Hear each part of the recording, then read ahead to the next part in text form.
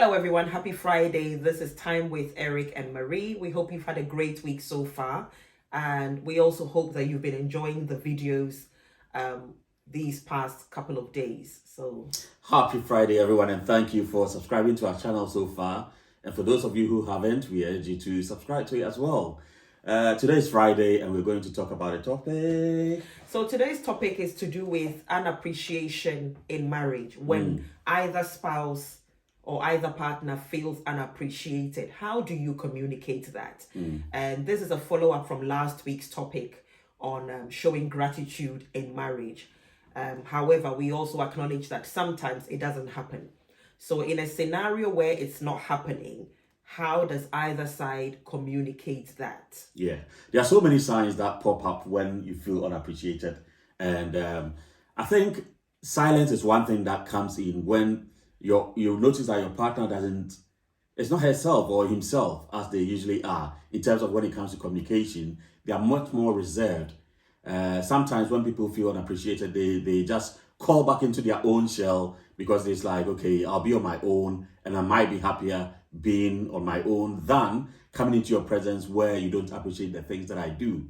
And this can carry on for quite some time. And if not dealt with, it can really lead to some serious consequences that we should be mindful of. Yes, that's right. So for me, just to support what Eric is saying, I think rather than maybe showing signs of you not being appreciated, and as Eric said, one of them being, that withdrawal, you feel withdrawn from your partner, I think the best thing is to verbally communicate it. Ask them to sit down, have that time and create that time and space for the two of you, and voice it out, spell it out to them. Because the withdrawal, the silent treatment, maybe the short responses here and there might not just be communicating exactly how you feel, which is being unappreciated. So until you actually spell it out to them, because we must always understand or remember that we're not mind readers. So we shouldn't expect our partners to know exactly how we're feeling at any given time.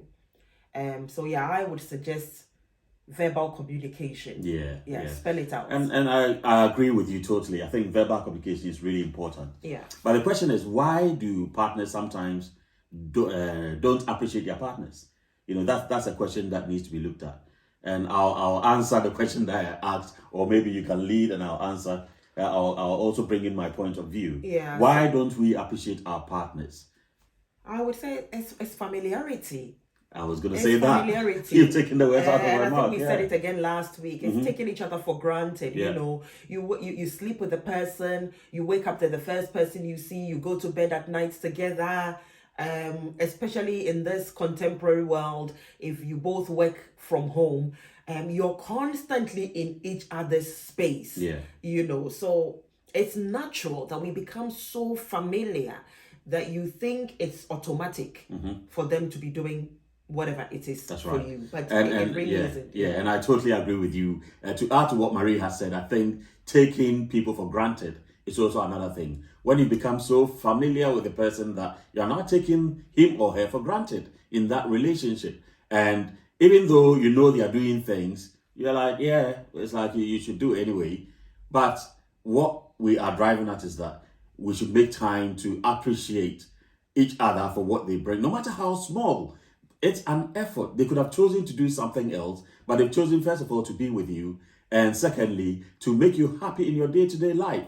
So let's appreciate each other in the small ways and even the big ways if we can. And by the big ways, I mean, don't go buying houses and all that. If you've got the ability to do so, why not? But you can buy a bouquet of flowers to show your appreciation. You can say, I love you to show your appreciation. You can say, thank you to show appreciation for what your partner does for you. Yeah. So let's now go back to how we can ensure that when we feel not appreciated, we can communicate that properly. Marie started off by saying that, yes, be direct with your partner and tell them how you feel. I second that totally. I think we should really let our partners know how we feel rather than showing different signs, because that makes it worse. So another way that we can communicate is choosing the right time to communicate. Yes, be direct and communicate, but also choose the right time to communicate, because sometimes if the timing is not right, it can complicate it even more. Yeah, I totally agree with that as well. And I think for us, so we work a lot from home, so we're constantly in each other's spaces. Um, I think for me, I look at every day as a brand new day, and treat every day separate from the previous day. So today is a brand new day God is giving us. We're going to learn to appreciate each other today, be thankful for each other.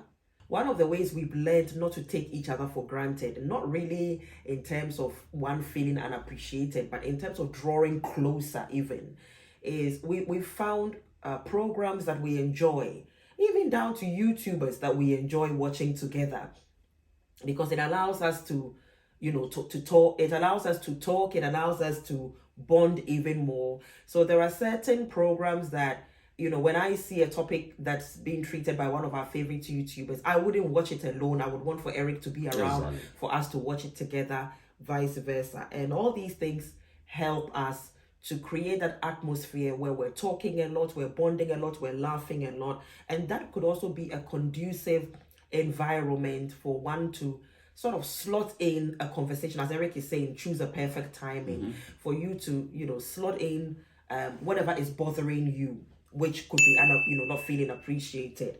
So I think for me, the only thing that comes to mind really is communication. Regardless, whether it's the right time, not the right time, whatever, find a way of verbally communicating it rather than, withdrawing or Exactly. giving your partner the silent Cold shoulder, isn't it? And to add more to what Marie has said, I think another way is to have common interests. And one of the other common interests, in addition to what Marie has said, is, let's say, traveling, for instance. So in traveling, you both appreciate that the other person is coming along with you to experience your world. If, let's say, you like going to the mountains, or you like trekking, you like camping, you like going to, let's say, Asia or wherever in the world, if your partner comes with you, or you both decide to go together, you tend to appreciate it more, because it's something on your heart, it's something you love doing, and you've got a loved one by your side sharing that experience with you. So sharing common interests is really important, and you must appreciate your partner for being along on that journey with you. Yeah. And for example, our birthdays are 1 month apart. So he's April born, I'm May born. Do you know what I'm saying? When it comes to birthdays, it's like my last born and I have our birthdays in April, and Marie jumps over April straight into May to talk about birthdays. So yeah, let's see. Basically, we have January, we have March, 2 Aprils, and then myself in May. And I'm already saying to the April borns that they should hurry up and let their month come quick. March, Marie's already celebrating May. Yeah. Anyway, Marie, carry on. Going back to what I wanted to say is just to tie into what Eric said. It's nice to draw one another even into things like our birthdays. For somebody it might be trivial, but for us, again, it's a way of bonding. So finding out from your partner what he would like to do for his birthday, or what she would like to do for her birthday, so that each other can make time and space to celebrate the person on that day and be part of their personal activities that they want to do. It's also a very good way of communicating and, ensuring that you're appreciating them. So when we talk of appreciation, it's not just a thank you or celebrating one on Mother's Day or whatever, but it's, being there for the person on a day or a moment that to them is special. That is also a form of showing them appreciation. And if we don't make ourselves available, then they could feel unappreciated, and that could cause problems in the marriage. So it's all about verbalizing things, communicating, not just saying, but also finding out information. What would you like to do on this special day of yours, so that I can be a part of it, and so on. So I think today we've been talking about showing appreciation, and the keys that we can take home are communication, effective communication, and making yourself available. So I hope you've enjoyed what we've discussed about. Let us know in the comment box how you show appreciation to your partner, and subscribe if you haven't as well. God bless you and have a great weekend. Thank you, everyone. Peace Bye. out. Bye.